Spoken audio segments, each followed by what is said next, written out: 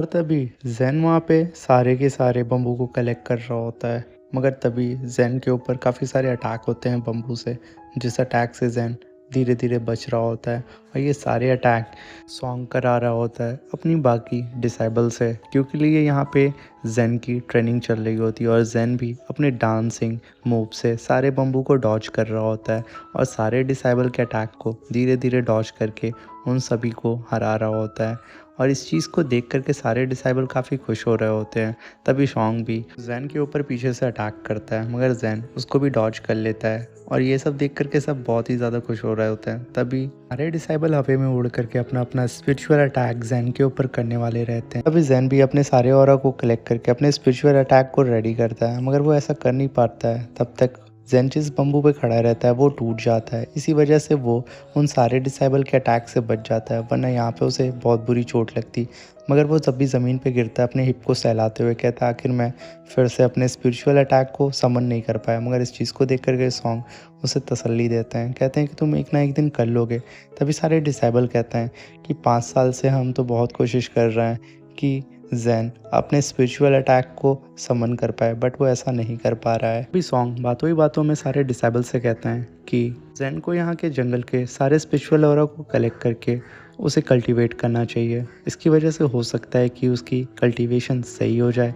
ये कह कर के वो आगे बढ़ते हैं। तभी ज़ेन उनकी बात पीछे से सुन लेता है और कहता है कि अरे, ये तो मैंने पहले क्यों नहीं सोचा, मैं ऐसे भी अपनी कल्टीवेशन को कर सकता हूँ। और ये कह कर के वो अपने हाथों को देखने लगता है और मन ही मन में शौंग को शुक्रिया अदा करता है और वहाँ बैठ कर के वो तुरंत कल्टीवेट करने लगता है। ज़ैंग बैठ कर के कल्टीवेशन स्टार्ट कर देता है और आसपास के जितने भी ऑरा होते हैं उसे कलेक्ट करने लगता है और धीरे धीरे उसके पास काफ़ी ज़्यादा ऑरा कलेक्ट हो जाता है। इसे देख कर के सॉन्ग और बाकी डिसाइबल और एल्डर देख कर के बहुत ज़्यादा खुश हो जाते हैं, क्योंकि 5 साल में पहली बार ज़ेन अपने स्पिरिचुअल ऑरा को कलेक्ट कर पाया था। और इस चीज़ को देख कर के सब ज़ेन के पास दौड़े भागे आते हैं और उसे बहुत ही ज़्यादा बधाई देते हैं और कहते हैं कि तुम अगर ऐसे ही डेली कल्टीवेट करते रहे तो तुम बहुत जल्द ही अपने स्पिरिचुअल ऑरा को कलेक्ट कर पाओगे।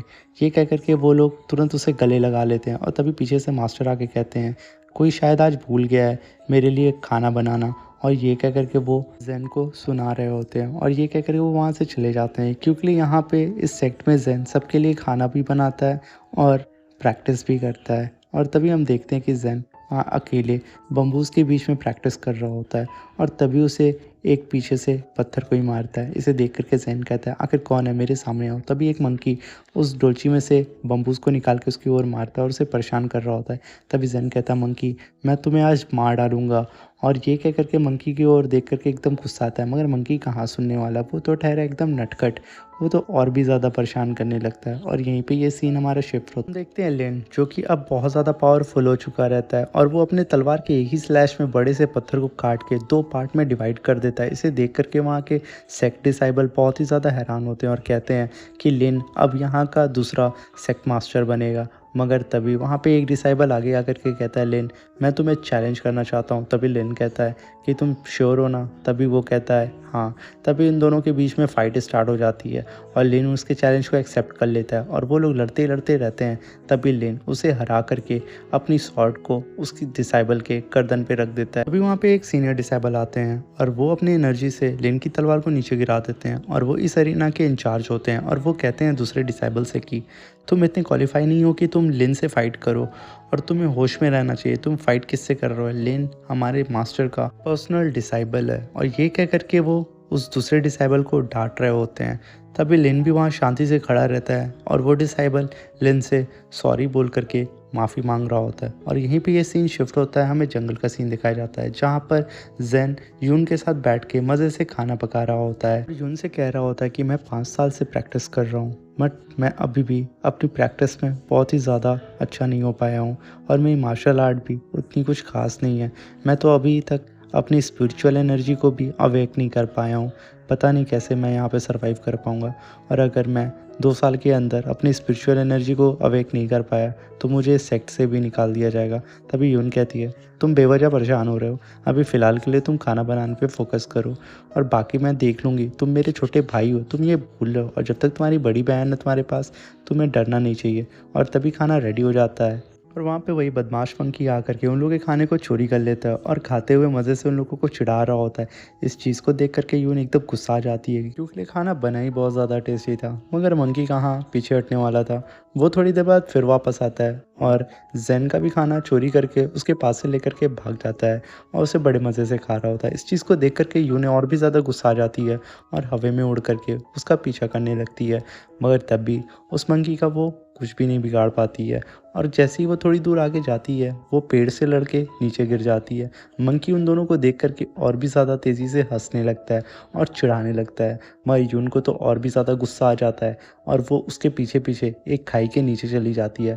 मगर इस चीज़ को देख कर के ज़ेन भी कहाँ पीछे रहने वाला था, यून को अकेला अकेला नहीं छोड़ सकता था। तब भी वो धीरे धीरे नीचे उतरने लगता है और तभी एक दरख्त को पकड़ता है जिसकी वजह से उसका हाथ कट जाता है और वो कैसे कैसे करके नीचे उतरता है। और जैसे ही वो नीचे उतरता है वो देखता है कि यून एक पानी के पास में बेहोश पड़ी हुई है और जैसे उसके पास पहुंचता है उसके ऊपर भी एक ग्रेविटी प्रेशर पड़ने लगता है जिसकी वजह से वो वहीं गिर जाता है और उसे चक्कर आने लगता है।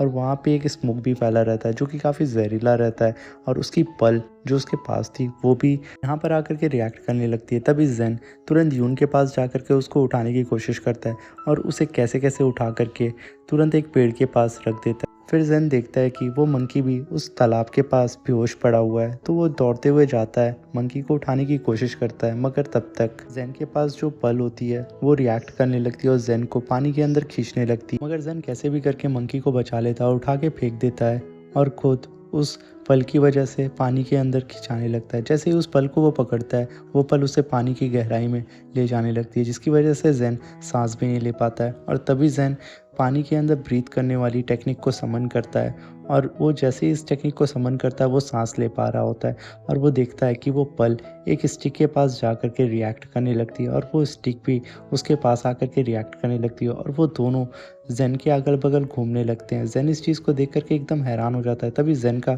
थोड़ा सा ब्लड उस स्टिक में चला जाता है जिसकी वजह से वो पल और वो स्टिक दोनों की दोनों आपस में मर्ज हो जाती हैं और ये मर्ज होने के बाद ज़ेन